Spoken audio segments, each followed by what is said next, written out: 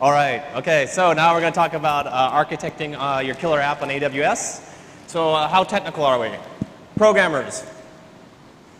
Excellent. Who has never, ever touched a piece of code? There's some coffee you can have outside, sir. Maybe some tea. No, sorry. Okay, I'm going to try to get very technical here. Truthfully, 30, 35 minutes is going to be tough to get that technical. Again, afterwards, I'll go hang out in the solutions area and happy to whiteboard stuff. My background, how many people are actually in a startup? All right, that's fantastic. So my first startup was a company called Netscape, right? That was in the 90s. That means I'm old, right? My second startup was a company that eventually became DoubleClick, which became part of Google, right? So I can tell you what, you guys, you have it so much easier than we did in the 90s, right? And Peter talked about that a little bit, man. When we were building up Netscape, we had to buy servers, we had to hook them together.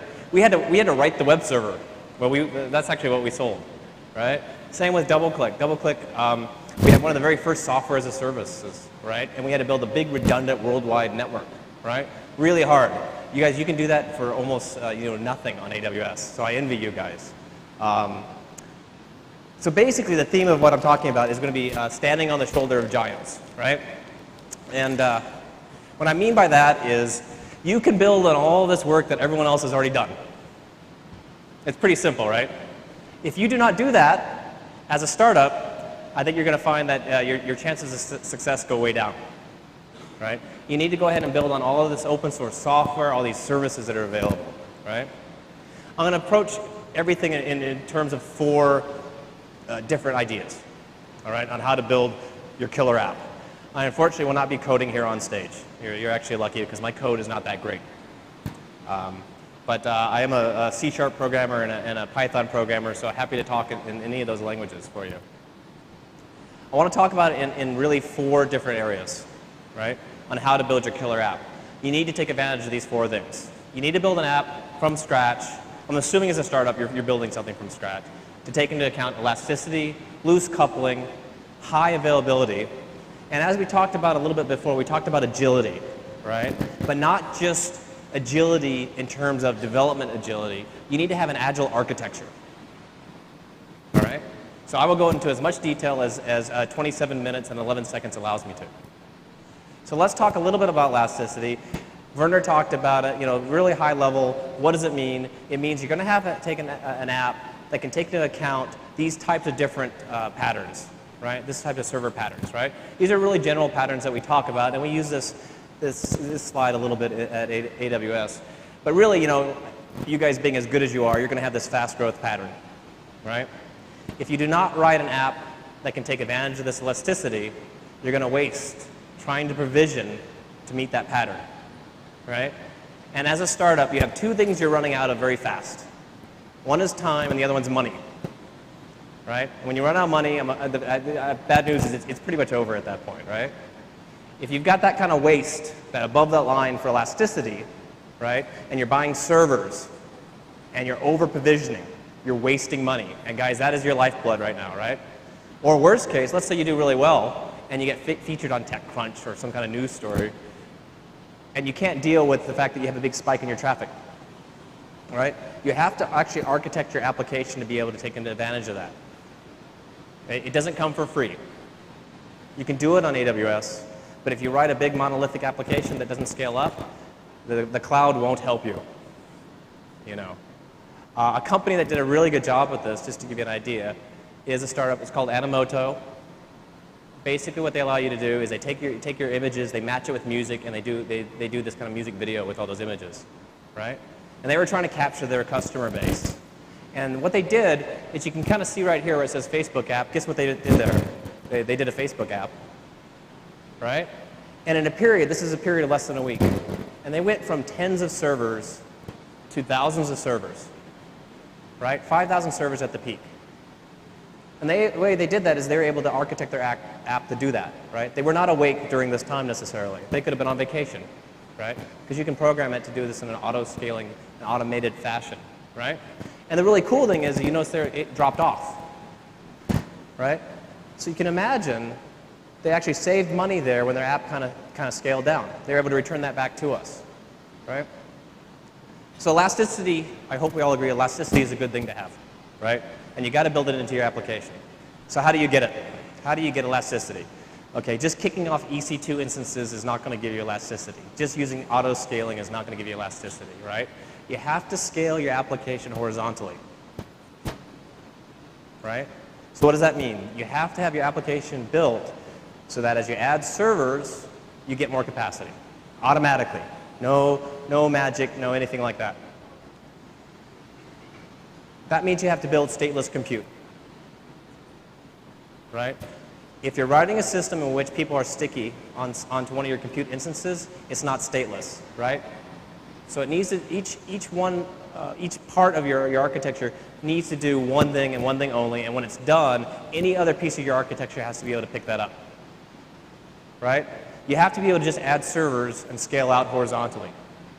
That also means that you need to be able to have your instances bootstrapped, right?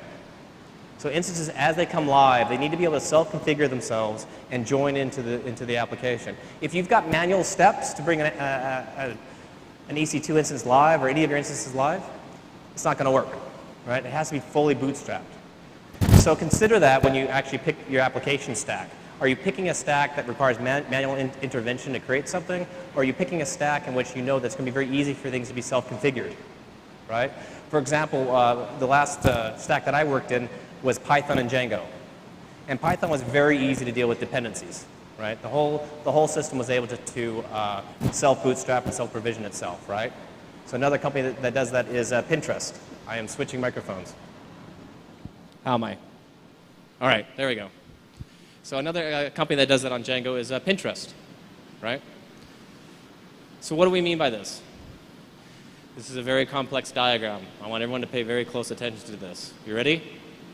That. Okay, just build your app to do that.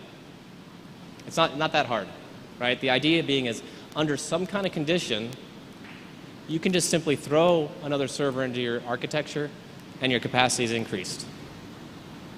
Okay? If you've got some kind of single point of scale that doesn't go up, you can't do that, right? If you're writing a complex CRM solution in which a customer can't bounce to another server and that customer does a very complex, heavy task, you can't do that. So how are some ways that you can get there? I actually recommend you go ahead and start from day one to develop behind a load balancer. Assuming I'm really talking about web-facing apps, right? From day one, the very first thing you do, put everything behind one of a load balancer. You can use ELB for that, right?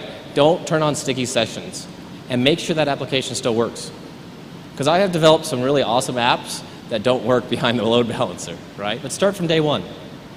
Another interesting thing you can do is put your state into some place that scales, right? A great place to put state, for example, is NoSQL, right? SimpleDB is actually a really good place to put your state for small state, or cache, right? If you have a high dependency on a relational database, relational databases are hard to scale, right? If you don't necessarily need to put your state information there, don't put it there. Make sure everything's automated, the whole process. You should be able to, through the API, kick off an EC2 instance, and that needs to be able to run, right? So get good at bootstrapping. I personally use S3 for all my configuration information, and I use that for all my bootstrapping, because S3 is highly available, right? We talked about it, it's highly durable. It's got 11 nines of durability. My code is going to be in there for millions of years, well beyond my lifetime, right? You know, I've got some bad code out there, I can guarantee you, it should not survive a million years, right? But S3 is actually a wonderful place to do all your bootstrapping from. It's a great, safe place to put everything in. Once you get everything to kind of horizontally scale out, I would say that's kind of the cornerstone. That's the very first point you need to get done. You need to consider about creating everything loosely coupled, right? Loose coupling, right? The looser they are coupled, the bigger they scale, right? So in a loosely coupled architecture, everything's black box and independent of each other. And I'll talk about Animoto again, because they actually do a really good job. I have no Animoto stock, by the way. I am not an investor in Animoto. But they do some interesting things. And so what they have is basically a service-oriented architecture here, right? And everything's loosely coupled. So they got different steps in their architecture. You upload the photograph into their system. It gets analyzed. It's going to get rendered and changed, right? Because the resolution is going to be different. And then they're going to make it available worldwide, right? They keep all their assets in S3 because that scales up quite well. And they connect everything else together using SQS, Simple Queuing Service, right? That's a great way to message between things, right? You can use any queuing service you want to create a loosely coupled architecture. The nice thing about SQS is what? It's highly available, it's already redundant, and it's probably going to be cheaper to use than running something like RabbitMQ within your own EC2 instance, right? The nice thing is, once you have an architecture like that, guess what? They can scale each piece of this architecture up and down, right? So let's say it's holiday season and people are rendering a lot or uploading a lot of files, right? The day after some big holiday. They can scale up the part of their architecture that pulls files in. And maybe they've got a limited budget. Maybe they only want to run 20 servers. They can dedicate 15 of those servers to deal with the uploads, right? And then as that pipeline changes, they can scale up and down anywhere across this pipeline. It also means that if I want to update the rendering service, I can take it offline, and customers don't need to know about that, right? So customers are not disappointed. Maybe it's going to take a little bit more time before their project's available, but nobody knows because they're still able to upload things, right? That's the power you're going to get out of a loosely coupled architecture. So it's good. The story is loosely coupled architecture, good, right? The first thing you want to do is you want to break your architecture down to services, right?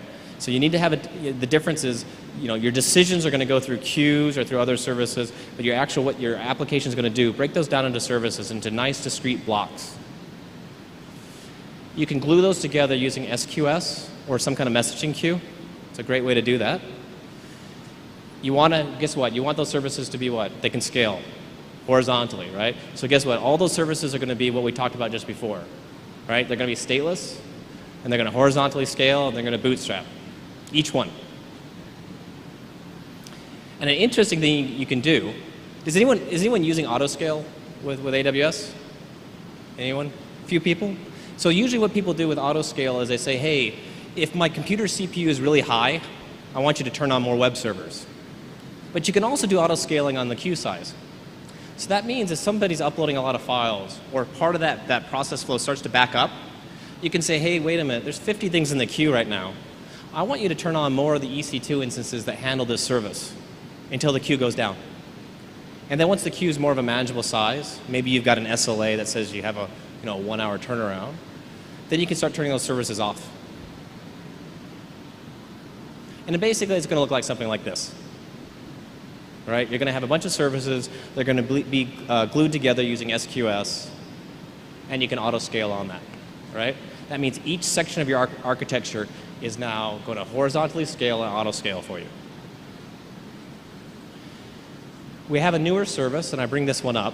A lot of people have developed their architectures using SQS, but we have brought up something new called Simple Workflow, or Amazon SWF. And SWF can be used like SQS, but what it does is it allows you to actually create a decision tree and use that loosely coupled architecture.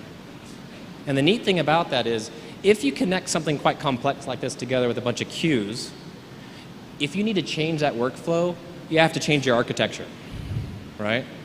By using something like SWF, you can actually just tell SWF, I want you to change the workflow, but your architecture can remain the same. It's just sending messages to different points within your system, right? It also means it'll handle failures. So if you're writing this loosely coupled architecture and you have to think, okay, I'm rendering this video, and something happened to the video and it didn't render right, or I had a failure, I have to write all that code that's going to send a message back and re-queue that. SWF has that all built in. So I encourage you to look at it. Just like many of our services, it's highly available. It allows you to go ahead and take a step back from that business logic, focus on actually creating the services. If you have a complex workflow with a big decision tree like this, I would recommend taking a look at SWF. If you have a pipeline and you want to connect things through kind of a discrete units, SQS is also still a very good service. And you could probably do everything in SQS, it's just SWF is a bit easier if you're having complex workflow. Okay, we've got loose coupling. Let's talk about high availability, all right? So in really simple terms, high availability means we're going to avoid single points of failure, right? Through our entire architecture, right? That does not just mean that you've got more than one web server running, right? You also need to assume that everything breaks, because everything does. Nothing's perfect, right? Things in your system will break. You will have an engineer who will turn something off, right? I have done that on occasion. It has been my fault. I blame somebody else, but it was really my fault. You get some freebies with us, right? You get some freebies with us. So, S3 to me is a big cornerstone. I use it for everything that I can store objects in. It's going to be safe. It's going to be a great place to store everything. But you get some other neat things, right? If you want to do a NoSQL database, there's great NoSQL databases out there. There's CouchDB, there's Cassandra. Mongo is a really good one too. But keep in mind though, if this is a critical part of your architecture, you're going to have to keep that up and running, right? So we do have DynamoDB. It's a highly available service. So everything over here on the green, what we do with that is they're based in a region. In the background, they're replicated between their availability zones, and they're going to have high availability, right? Elasticache. If you want caching and you want to use memcached, and you want to make sure it doesn't turn off, you can use Elasticache. On the blue side are services that are fault tolerant, but they take a little work. So they don't come completely for free. For example, if you want to use a relational database system, we can create a read replica for you. Or we can do a multi-AZ version of that database so that it's got a hot standby available, right? Where I see people mess up when they develop their architectures is they might make the actual, the business processing part of the architecture highly available, but they don't consider the rest of the architecture, right? So, hey, we got a load balancer, and we've got 2 web servers going. If one web server dies, we're okay. Yeah, but what about state, right? Okay, databases are very challenging to scale up, right? So you need to come up with a strategy to deal with state within your architecture, right? The first strategy you need to do is partition your data. Think about the data that's read data, and think about the data that's write data. If you have a lot of read data in your system, you can store that directly in S3. They do it at Amazon, actually, right? There's a lot of data that you'll use their site, because S3, guess what? It is a web server underneath it. You can pull that directly, you can store it in XML and display it directly on a page. It's highly available. If you partition your data between reads and writes, you can replicate that read data, right? You can use read replicas for RDS, for example, and you can narrow the point that you have to worry about as your single point of failure just for writes. It also means you can make your application more resilient. Assume that the writes stop working and make it so that your application can keep running. Okay? Survive a write failure. If you could survive a write failure, it's very easy to create an application that can just work on a read-only basis, right? You can stay up at that point. This is a little controversial. I love relational databases, and now I'm streaming live, everyone can see that. There's a lot of new stuff that you can use these days instead of a relational database, right? We have NoSQL databases. We have name-value pair systems, like S3. The relational database is going to be one of the more difficult places to scale up, and it's going to take a lot more skill to do that. If you can reduce your reliance on that, it's a lot easier to build a highly available system. Sometimes you can't reduce your reliance. I see a lot of customers that do a hybrid solution, and there's still a relational database factored in. But keep in mind, there's a lot of new things. If you're throwing a lot of logs into a database, is that really the best place to put it? Or can you use S3 and EMR, for example?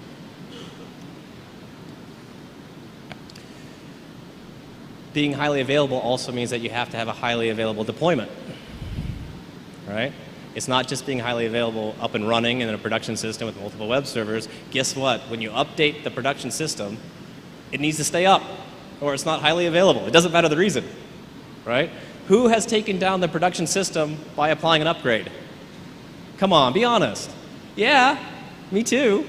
So guess what? All those web servers, that cluster of SQL Server or whatever else you're using, it didn't matter because you still broke it, right?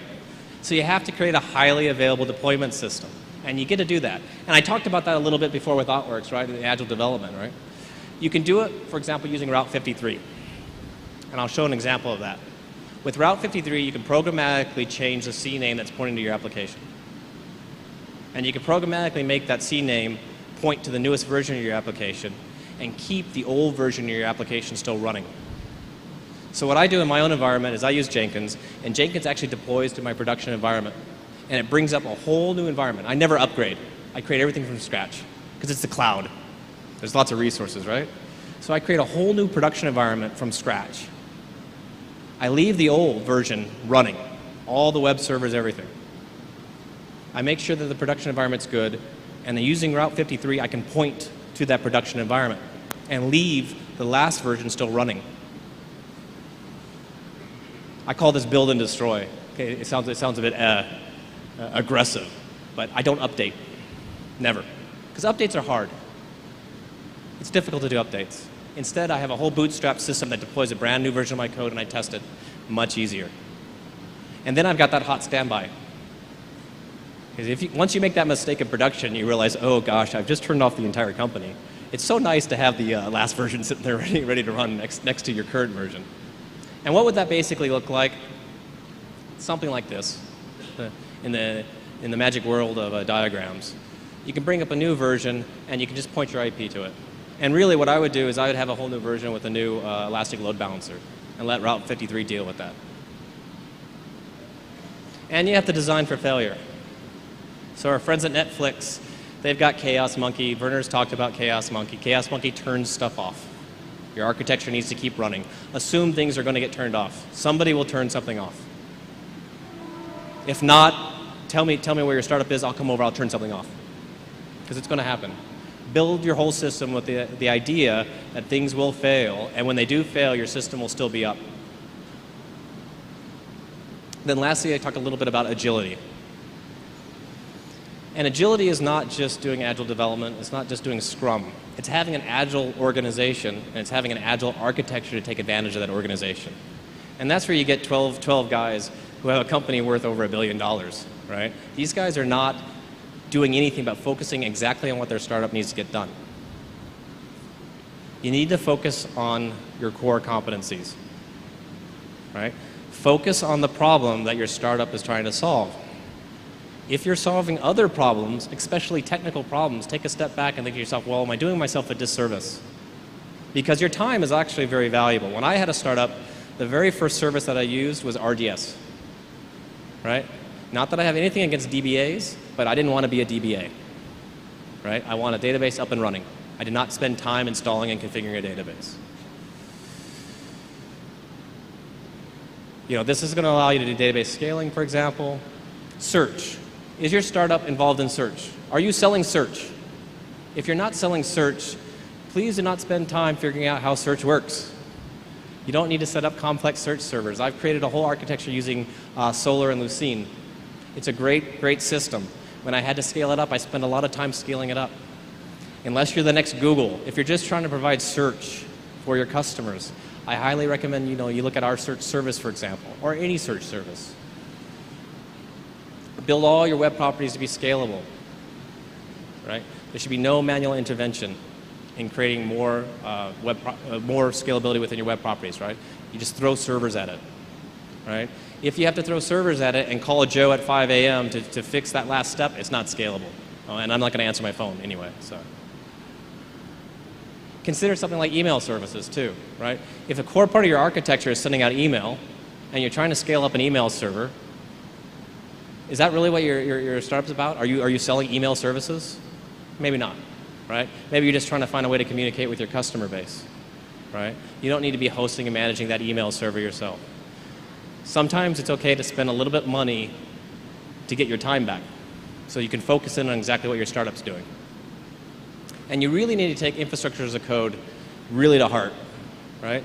And that's that programmatic provisioning by API. And that's one of the great things about AWS, right? Everything can be automated.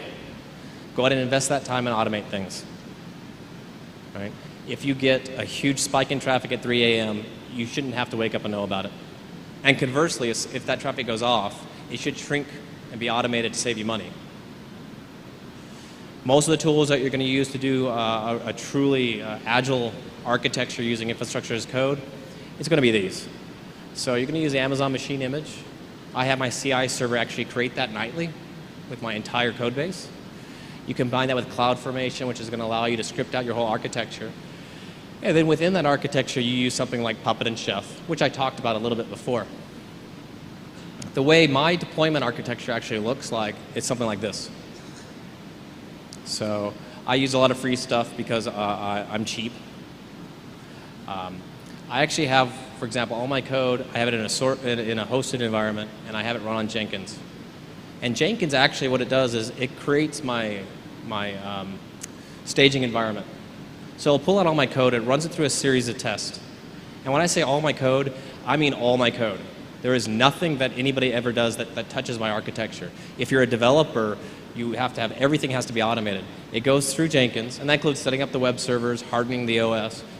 Jenkins will then create artifacts that I store into S3. And then it'll trigger a build of the staging environment.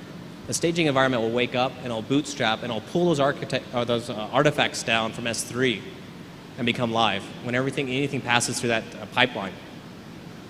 Then the last step of that is if I decide to deploy it, it's going to do that build and destroy technique.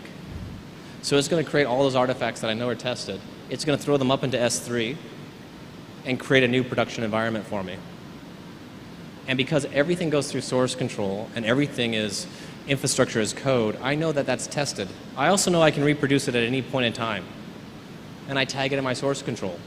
So I can bring up an exact copy of any production environment I want. Hey, what did production look like yesterday? I don't know. Here, let's just go ahead and just create it. Everything. That creates something very interesting. And it actually changes the paradigm. And this is where things get a little different, especially if you're developing stuff on a platform like AWS, right? You are no longer actually writing an application anymore. So if you're an ASP.NET developer, you're used to writing an ASP.NET app. So you're writing for something that's going to run inside of IIS, for example, right? Or if you're using Python, you might write a Django app that runs within the Python environment and Apache, for example. But that paradigm changes now. Because with infrastructure as code, you're no longer building that application, you're building an entire production environment. And that's different. So you're programming the load balancer. You're creating not just an IIS instance with ASP on it, you're actually creating a fully hardened Windows compute instance with all the packages already on there, all the ports are open, right? That means your developers are also your IT guys, are also your operations guys. Because that guy who knows how to set up that web server, that guy is now going to do that in code, right? That guy who knows the AWS API, that's the person who's going to develop how you auto-scale up. And it's a little bit a different way to think. It's you're kind of working in a smaller little box. Hey, I'm in IIS. Hey, I'm doing some C#. No, now you're creating the whole environment. When you get to that point, you're going to have this truly agile architecture that's going to scale up. It's going to be tested. It's not going to go down. It's going to be highly available. And hopefully, there's a whole bunch of rich people, come back later. Hey, Joe, thanks for telling me about the killer app. Here's a bunch of stock. Or, you can shower me with money. I'll take either. But, I mean, that's really going to get you to the point where you're doing stuff like Pinterest, like Instagram. That's how these guys operate. So I'm just about kind of running out of time. And I really wish I could have gone more technical and deeper, but it's just kind of hard to do that in this format. But I will be available outside. I'll go down to the solution area. Happy to go through some architectures with you. We have a local team here in India with some great solution architects who can help you get started. We can talk about these things. Once again, the 4 points I was really trying to cover here was to build an architecture that can be both elastic, is loosely coupled, highly available, and truly agile. So now I'm going to hand things off to my coworker, Kingsley, who's going to talk to you about some of the verticals that you can build your killer apps for. So thanks a lot for your time, and I hope to see you guys outside a little bit later.